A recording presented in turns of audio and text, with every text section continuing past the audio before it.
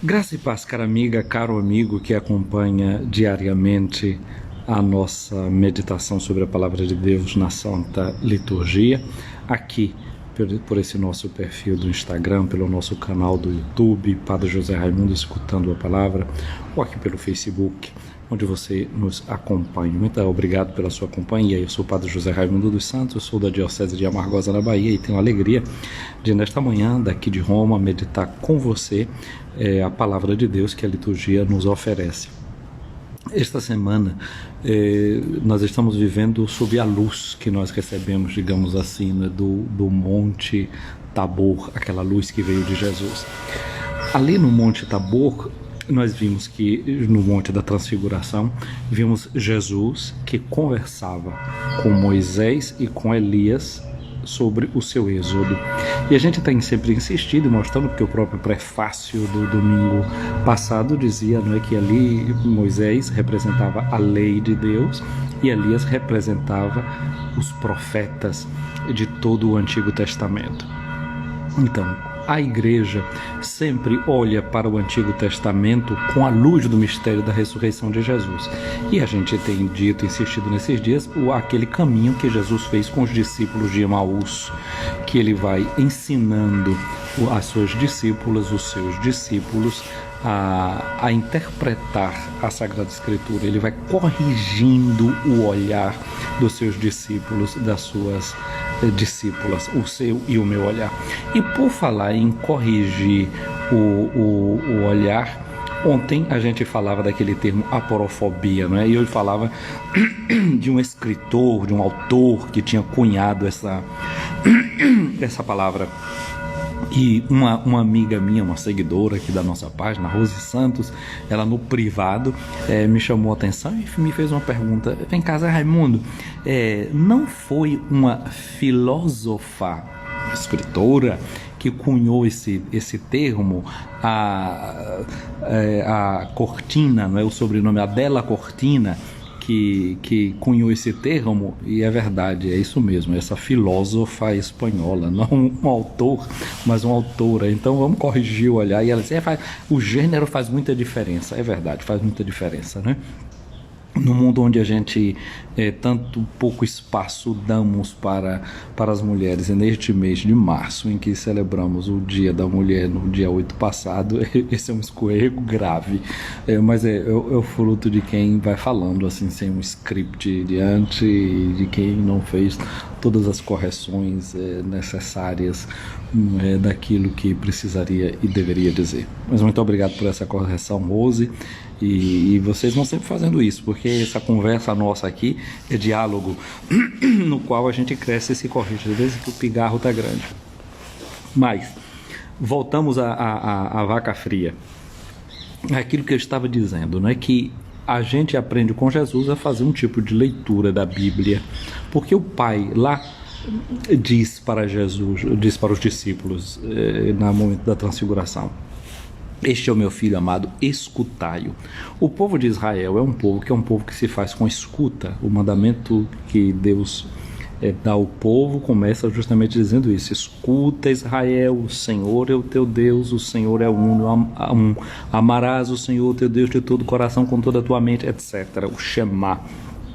Então Israel é o povo da escuta, e nós entramos nessa mesma escuta porque somos o novo Israel. Então Jesus vai corrigindo os seus discípulos, não é, mostrando que na Escritura já estava contida a sua paixão, a sua morte, estava contida a sua ressurreição, que através de uma linguagem simbólica, uma linguagem velada, tudo já estava ali contido. E o que Jesus faz é retirar os véus de cima da Escritura para ver que ele é aquele que realiza. Portanto, no Antigo Testamento está latente o Novo Testamento, e no Novo Testamento o Antigo Testamento fica patente, fica claro o que é que Deus estava dizendo, a promessa que ele tinha feito.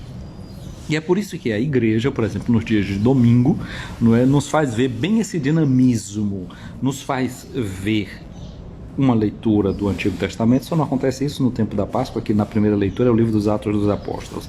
Mas nos outros períodos é sempre uma leitura do Antigo Testamento que tem relação com a leitura do Evangelho, e o Salmo é um prolongamento orante daquilo que a gente ouve na primeira leitura. Portanto, a leitura, o Salmo e o Evangelho, aquilo que Jesus fez com os discípulos de Emaús, com a Sagrada Escritura, com o Antigo Testamento, e os Salmos vai descrevendo o que já se falava do Messias. A Catedral de Roma é a igreja de São João do Latrão, que é a Basílica do Salvador. É interessante que tem dentro da igreja as colunas com imagens dos 12 apóstolos, começando da entrada, vai rodeando até chegar ao altar, 6 de um lado, 6 do outro. E quando a gente vai entrando na Basílica, tendo de frente o altar, do lado esquerdo de quem entra, tem as estátuas dos apóstolos, etc. E uma cena tem um profeta, uma cena do Antigo Testamento e a estátua de um dos apóstolos, para mostrar que os apóstolos são os novos profetas. Eles são como que os profetas da nova aliança, os anunciadores, aqueles que falam, aqueles que educam. Entre essa imagem de um profeta e a estátua do apóstolo que está embaixo, com o símbolo do seu martírio, da sua morte, tem uma cena do Antigo Testamento do lado esquerdo. Do lado direito tem um profeta, uma cena do Novo Testamento e a estátua de um outro apóstolo. Aí a cena do Antigo Testamento faz sempre referência com a cena do Novo Testamento, ou seja, para dizer que aquela cena que a gente vê no Novo Testamento já estava pré-anunciada no Antigo Testamento. E hoje nós temos a leitura do livro do Gênesis, como primeira leitura que a liturgia nos oferece, livro do Gênesis, capítulo 37, versículos de 3 a 4, depois vai versículos 12 a 13, depois de 17 a 28.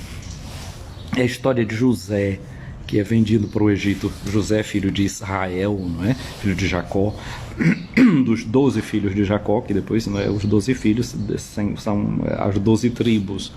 Não é? Depois esse simbolismo dos 12, depois são os 12 profetas do Antigo Testamento, os 12 apóstolos no Novo Testamento. É toda uma linguagem aqui cifrada, simbólica, para falar deste povo novo que nós somos. E essa leitura da venda de José para os madianitas, que depois vão levar José para o Egito. Então tem essa cena onde a gente vê José sendo entregue a essa caravana, ganhando as moedas, uma caixinha com as moedas dentro, e do outro lado a gente vê uma outra cena, são tochas, uns homens com tochas na mão, Jesus manietado, que significa com as mãos amarradas, que é entregue, portanto, a um grupo de soldados, e se vê também um saco de moedas. O que é que está querendo mostrar as duas pinturas? Que a história de José é um modo já de falar daquilo que vai ser a história de Jesus. Como José foi vendido para o Egito, Jesus também foi vendido. Então a história de José se ilumina na história de Jesus. José não vai para o Egito, foi entregue lá no Egito, e depois ele indo para o Egito, a gente vai ver que ele é aquele que Deus usa para reconduzir e salvar o povo de lá do momento da fome. É ele quem vai amparar o povo de Israel. José, o pai de Jesus, tem que ir para o Egito, levando Jesus para salvar do poder tirano de Herodes. Aí a gente vê como as duas histórias se complementam. Então, esse nosso olhar sobre o Antigo Testamento ganha luz em Jesus. Então a história de hoje diz o seguinte: Israel amava mais a José do que os outros filhos.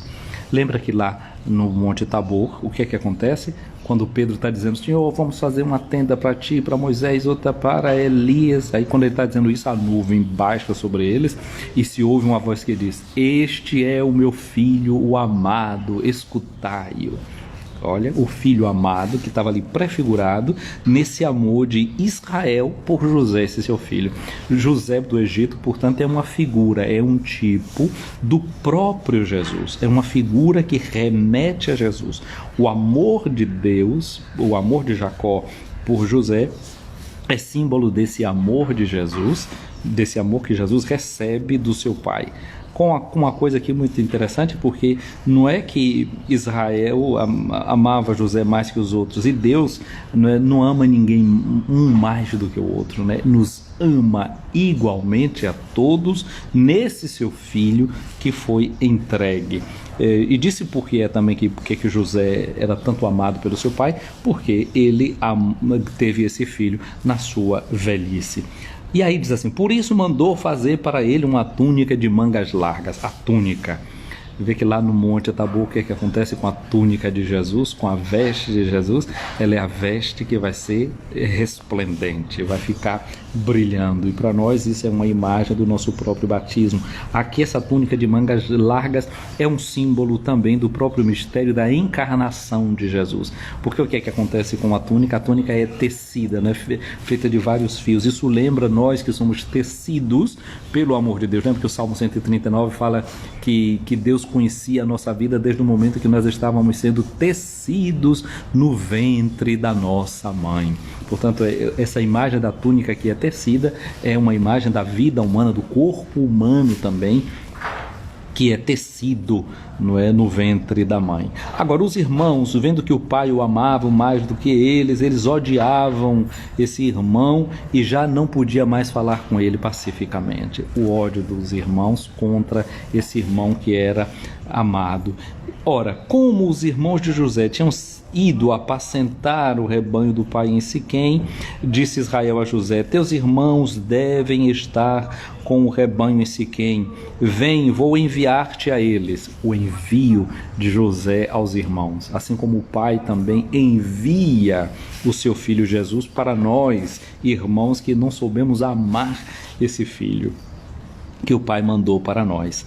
Partiu, pois, José atrás de seus irmãos e encontrou-os em Dotaim.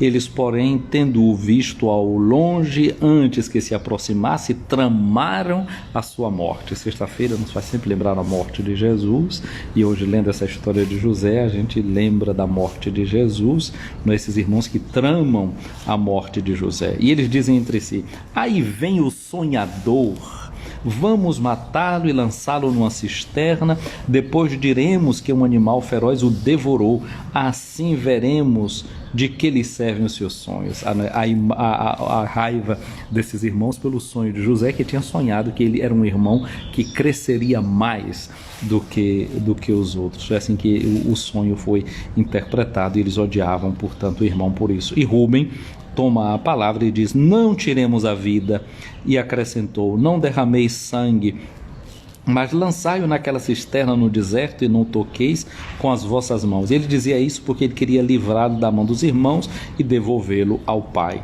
Assim que José chegou perto dos irmãos, estes despojaram-no da túnica, e aqui a gente pode lembrar aquela 12ª estação, não é? Da estação da Via Sacra, a 11ª, que fala de ali quando Jesus vai passando pelos vários momentos da subida do seu caminho, um momento também em que ele é despojado das suas vestes, não é? Isso lembra, essa história de José lembra também esse momento em que Jesus, não é, na própria paixão, é despojado das suas vestes. Então pegaram a sua túnica de mangas longas. Lembramos que quando Jesus é crucificado, os soldados, não é, repartem a túnica, jogam a sorte também em relação ao manto, não é? Veem a preciosidade daquela túnica. E tudo isso, não é? Essa imagem do Antigo Testamento que volta aqui. E lançaram-no numa cisterna que não tinha água. Depois sentaram-se para comer. Levantando os olhos, avistaram uma caravana de ismaelitas que aproximaram, proveniente de Galaade. Os camelos iam carregados de especiarias, bálsamo, resina, que transportavam para o Egito. E Judá disse aos irmãos, olha só, Judá, quem é o discípulo de Jesus que depois trai? Judas. Vejam a combinação, não é, das histórias. Que proveito teríamos em matar nosso irmão e ocultar o seu sangue? É melhor vendê-lo a esses ismaelitas e não manchar nossas mãos, pois ele é nosso irmão, ele é nossa carne. Concordaram os irmãos com o que dizia. Ao passarem os comerciantes madianitas, tiraram José da cisterna por 20 moedas de prata, venderam aos ismaelitas e estes levaram para o Egito. Aqui a gente vê toda uma trama de ódio, de violência, que continua também hoje em meio a irmãos, né? Fratricídio, a humanidade toda, que é uma humanidade de irmãos e irmãs e que não sabe se comportar dessa maneira. Mas o interessante é notar que nessa história de José vai para o Egito e depois, quando uma grande fome toca no povo de Israel, será José que salvará os seus irmãos. Ou seja, a história muitas vezes contorta da nossa vida está nas mãos de Deus. A gente falava da gente que é tecido dentro do ventre da mãe, não é? E a história da gente também é tecida, tem um tecelão que vai tecendo os fios da nossa história, e aquilo que pode ser de repente interpretado, visto como uma derrota, como uma coisa que é o fracasso total, a gente não sabe como Deus pode estar usando esses fios para tecer algo de muito precioso para cada uma e cada um de nós, na sua bondade, no seu amor. Eu talvez já falei isso aqui para vocês alguma vez, de um menino que está vendo o pai, um tecelão, e está no tear fazendo uma coisa, e o pai, ele está por debaixo e vê um monte de fio soltos e fica olhando para aquilo. Diz: pai, o que é que você está fazendo aqui? Esse negócio tudo feio assim, esses fios todos soltos. E o pai agarra no menino, põe no colo, e quando põe o menino no colo, mostra para ele o que é que ele estava tecendo. E ele vê a bela cena pastoril que o pai estava tecendo, mas que ele de baixo, olhando para o que o pai estava fazendo, ele não conseguia ter a visão adequada. Mas ali, nos braços do pai, ele via o que era que o pai estava fazendo. Assim também, às vezes, na vida da gente, olhando os fios soltos daqui e de lá, a gente pode não estar entendendo que Deus pode estar fazendo uma obra de arte na vida da gente, e que a gente tem que se confiar nas mãos do divino tecelão, que sabe como tecer a nossa vida, sabe como aproveitar e combinar cada fio da nossa existência. Então a gente é chamado a não perder a esperança, a não perder a perspectiva profunda da vida e da existência da gente. O evangelho de hoje é justamente Mateus no capítulo 21, versículos de 33 a 43, depois de 45 a 46, quando Jesus conta para os seus ouvintes, e ali nesse momento serão chefes de sacerdotes, anciãos do povo, a parábola da vinha. A vinha é um símbolo do próprio povo de Israel, é o cuidado de Deus com a sua vinha. Mas a gente lembra até aquela palavra de Jesus que diz assim: eu sou a videira. Eu sou a videira, vocês são os ramos, meu pai é o agricultor.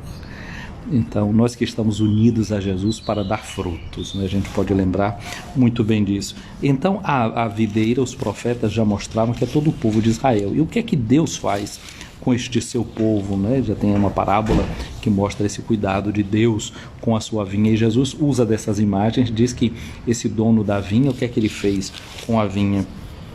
Ele plantou uma vinha, pôs uma cerca em volta dela, ou seja, protegeu a vinha, fez nela um lagar para esmagar as uvas, para que ela desse a produção devida de vinho, construiu uma torre de guarda, Deus que está ali, que cuida, que vigia o seu povo. Depois ele arrendou a vinhateiros e viajou para o estrangeiro. O problema dessa vinha é que, estando arrendada aos vinhateiros, o dono um dia manda aos vinhateiros, a quem estava arrendada a vinha, emissários para saber os frutos. E quando esses agricultores veem os emissários chegando, eles espancam um, apedrejam outro, matam outros.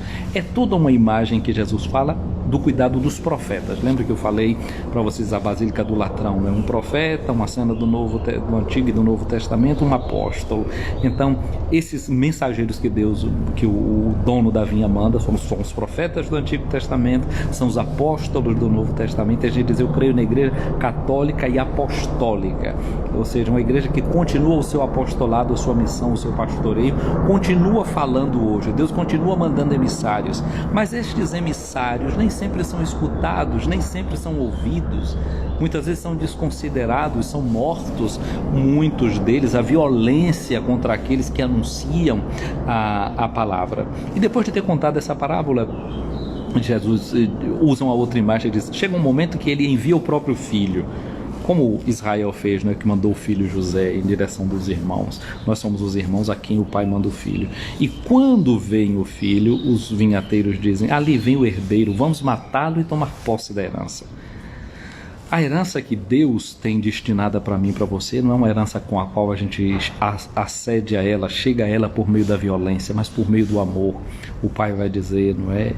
Eu tenho aqui a herança que está preparada para vocês desde a fundação do mundo. Tomem posse da herança, porque, vai dizer o juiz, pastor, eu tive fome, me deste de comer, tive sede, me deste de beber, e assim sucessivamente. Então é o amor que nos dá acesso a essa herança, porque nós recebemos já o amor, e na medida que nós damos o amor, esse amor vai até se multiplicando sempre e cada vez mais, né, aumentando assim a herança que a gente tem a receber, porque de algum fato já vivemos dessa herança. Mas quando Jesus pergunta o que é que o dono da vinha vai fazer com estes vinhateiros que trataram mal seu próprio filho, que tiraram e o mataram fora da cidade, os sumos sacerdotes, os doutores da lei, vai dizer, ele vai usar de vingança contra essa gente aí, não é?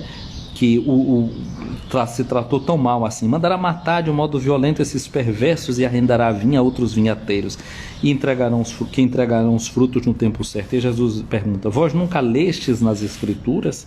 A pedra que os construtores rejeitaram tornou-se a pedra angular, e isto foi feito pelo Senhor e é maravilhoso aos nossos olhos. De novo aqui a gente retoma, não é, essa questão das escrituras, como elas são lidas.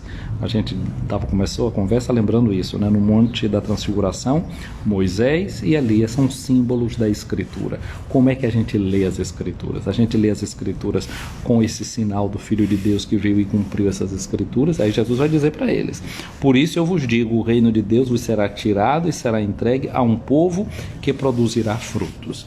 O reino de Deus foi dado a mim e a você. E é preciso que a gente dê os frutos desse reino, que a gente produza frutos segundo esse reino de Deus que já foi derramado no nosso coração, segundo esse Espírito que a gente recebeu.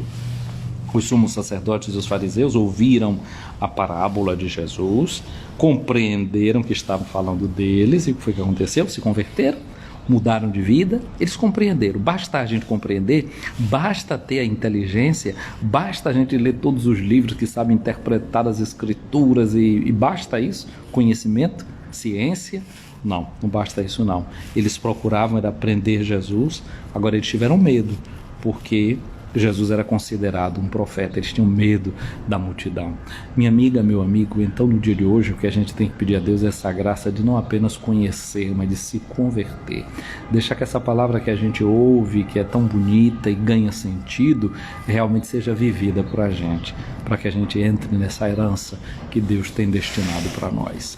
Minha amiga, meu amigo, o Senhor esteja acima de ti para te proteger, à tua frente para te guiar, atrás de ti para te defender, ao teu lado para te acompanhar, dentro de ti para te abençoar. Que a bênção de Deus Todo-Poderoso, Pai, Filho e Espírito Santo, desça sobre ti, minha amiga, meu amigo, permaneça para sempre. Amém. Eu quero deixar aqui um abraço a quem está acompanhando essa nossa live, é o Dalea, aqui em Genebra, aqui do lado, não sei se em Genebra está assim nublado e um pouquinho úmido, como nós estamos aqui em Roma. Um abraço para você aí, Odalé. Um abraço para Daci Sampaio, aí no Brasil, acompanhando a nossa transmissão. Um abraço para a Loma, Coelhos Leitores, aí também em Santo Antônio de Jesus, na Bahia. Para Bia Lapa, Salvador, na Bahia, acompanhando a gente. Selene aqui, acompanhando também a gente. Everilda, aí vizinho a Natal. Pois é, o Dalé está confirmando que o dia tá nublado, tá fechado. Então, gente querida, um abraço para vocês aí que está acompanhando essa nossa live aqui. Eu vou salvá-la e digo, né, o que digo sempre: curtam, compartilhem, salvem, né? Tudo isso são formas de dar uma certa evidência a live, e isso pode ajudar que outras pessoas tenham acesso àquilo que vocês estão tendo agora também. Um abraço grande, uma abençoada sexta-feira para você, e que a gente nunca perca essa visão interior, não é? Aquele que pode ser para a gente fio desconexo, onde parece que está tudo dando errado, né? José teve sonhos e o seu sonho apontava para que ele seria grande. Talvez quando ele estava lá dentro daquela cisterna, lá dentro, sem ver as coisas direito, ele poderia pensar, bom, o meu sonho fracassou, não foi uma verdade, Deus não vai fazer cumprir aquele sonho que eu tive, porque ele estava ali despido das suas vestes, não é tão bela que o pai tinha mandado fazer para ele. Mas naquela hora certamente o que teve no coração de José não foi desespero, não foi desesperança, mas ele certamente ali sabia que Deus era poderoso para fazer cumprir aquilo que tinha feito com que ele visse no seu sonho. Portanto, que a gente não desista dos sonhos da gente, que a gente saiba que o que Deus nos ajuda a sonhar, com a sua bênção é possível sim de a gente conquistar, de a gente alcançar. Depois lembrar daquele pai, né, que toma o filho nos braços e faz ver a beleza que ele estava fazendo, tecendo aqueles fios que o filho achava olhando de baixo, que estava tudo desconexo. Nos braços de Deus a gente pode ter a melhor visão da vida da gente. Então aqui a Odalé está nos lembrando, né, que a Patrícia Schindler hoje está fazendo aniversário. Então, Patrícia, parabéns para você, que Deus abençoe, que Deus chegue a. Também temos um colega de diocese, o Padre Edson Carvalho, pároco de Santo Antônio de São Benedito, em Santo Antônio de Jesus, né, cidade onde eu nasci, está fazendo aniversário hoje. Então, para ele também o nosso abraço. Fal, Rei Sena chegando aqui, um abraço para você chegando, Fal, e a gente saindo, viu? Mas não é porque você está chegando não, é porque a hora está chegando. E então você vai aí e acompanha essa live que a gente deixa salva aqui para você e para todos os que vierem depois. Fiquem com Deus.